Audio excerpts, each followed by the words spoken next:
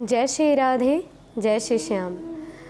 तो अब हम आगे की कथा वर्णन करते हैं कि जालंधर नाथ जी का जन्म किस प्रकार से हुआ। तो राजा जन्मेजय कुरुवंश के राजा, उनके 7वीं पीढ़ी के वृषभ राजा ने एक दिव्य यज्ञ किया और उस यज्ञ में दिव्य आहुतियों के द्वारा अग्नि के गर्भ से, अग्नि के पेट से एक दिव्य संतान की उत्पत्ति हुई।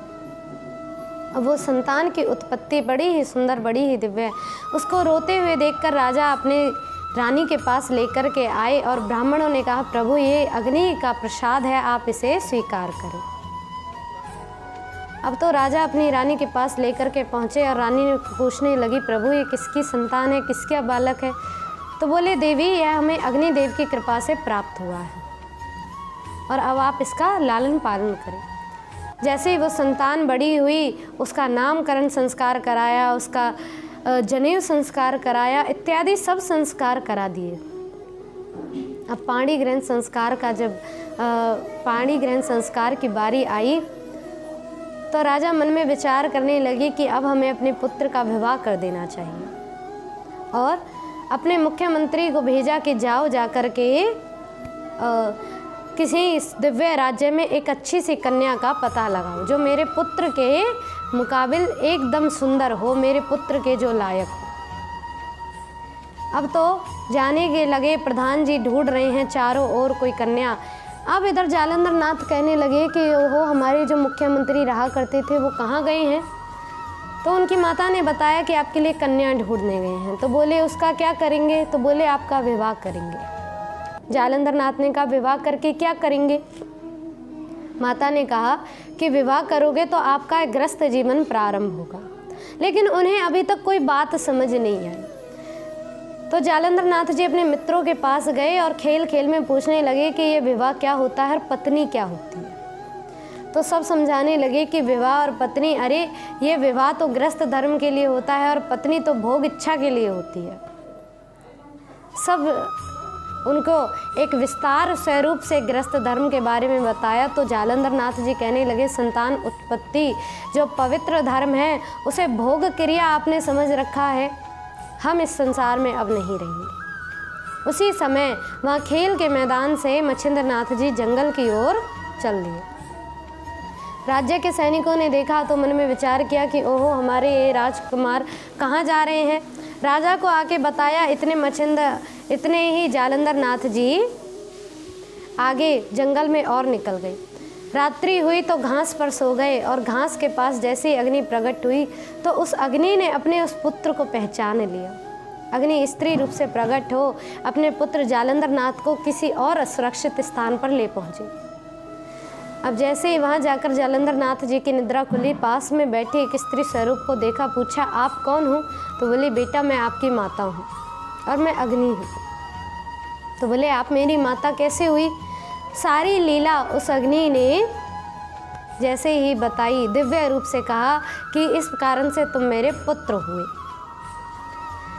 जालंधर नाथ जी बोले, अगर आप मेरी माता हैं तो बताइए कि अब मुझे अपने स्वरूप में क्या करना चाहिए। अग्नि पूछने लगी कि बेटा तुम बताओ कि तुम्हारे हृदय में क्या है?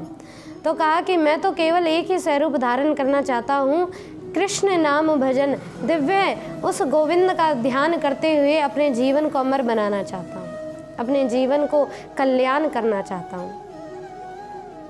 इन शब्दों को सुनकर अग्नि बड़ी प्रसन्न हुई और कहा कि तुम्हारे बड़े ही उच्च विचार हैं, अवश्य ही तुम्हें जिस लक्ष्य की ओर तुम जा रहे हो वो लक्ष्य प्राप्त है। तो अग्नि वहाँ से अपने पुत्र को लेकर अब दत्तात्रेय जी की ओर पहुँचे। तो दत्तात्रेय जी ने देख कर के पूछा कि आप कौन हैं? तो अग्नि ने सारी लीला बताई और कहा कि प्रभु आप इस संतान को अपना शिष्य बनाएं। तो दत्तात्रेय जी ने कहा, आप 12 वर्ष तक इन्हें यहीं पर छोड़ जाइए। 12 वर्ष के लिए अब अग्निदेव उन्हें छोड़ गए और 12 वर्ष तक दिव्य शास्त्रों का, वेदों का ज्ञान गुरु दत्तात्रेय जी ने जालंधर नाथ को कराया। अब 12 वर्ष पूरे हुए तो अग्निदेव आए और कहा कि प्रभु अब इनका स्वरूप कैसा है? तो कहा कि अब इनका स्वरूप बड़ा ही दिव्य हो गया है। अब भिक्षा के लिए भेजा करते तो भिक्षा लेकर आया करते और दिव्य ज्ञान से परिपूर्ण दत्तात्रेय जी ने जालंधर नाथ जी को कर दिया। और कहा कि बेटा अब जाओ और जा कर के बद्रीनाथ की सेवा करो। बद्रीनाथ की सेवा करी। बद्रीनाथ श्री शंकर महाराज से जब उन्हें श्री शंकर भगवान से दिव्य वर प्राप्त हुए, आशीर्वाद प्राप्त हुए, बारी बारी से सभी देवताओं ने जालंधर नाथ को दिव्य वरदान प्राप्त कराई।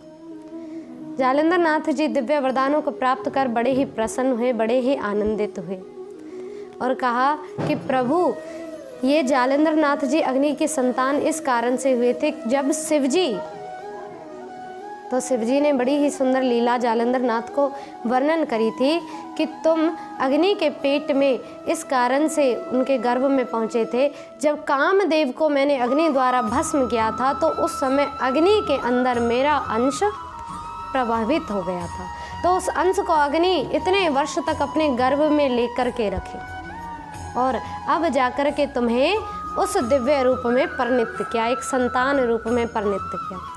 जालंधर नाथ जी बद्रीनाथ जी की सेवा कर वरदान प्राप्त कर बड़े प्रसन्न हुए और अपनी जन्म कारण लीला को सुनकर भी प्रसन्न हुए कि प्रभु वास्तविकता से तो मैं आपका ही अंश हूँ, प्रभु शिव का ही अंश हूँ और प्रभु शिव के ही नाम रूप में सारा जीवन व्यतीत करूँ। अब जालंधर नाथ जी वहाँ से जाने ही लगे थे कि गुरु दत्तात्रेय जी और अग्निदेव भी वहाँ आ पहुँचे। तो अब दत्तात्रेय जी और अग्निदेव और जालंधर नाथ जी की क्या आगे की लीलाएं होती हैं और किस प्रकार से आगे की क्या लीलाएं वर्णन करते हैं, क्योंकि भगवान शिव ने जालंधर नाथ को कहा था कि आप जाओ और जाकर के कनिफा नाथ को अपना शिष्य बनाओ। तो आगे किस प्रकार से कनिफा नाथ को जालंधर नाथ जी अपना शिष्य बनाते हैं, ये कथा हम अगली वीडियो में अवश्य वर्णन करेंगे। तो आप ऐसे ही दिव्य कथाओं को श्रवण करते रहें, सुनते रहें। जय श्री राधे, जय श्री श्याम।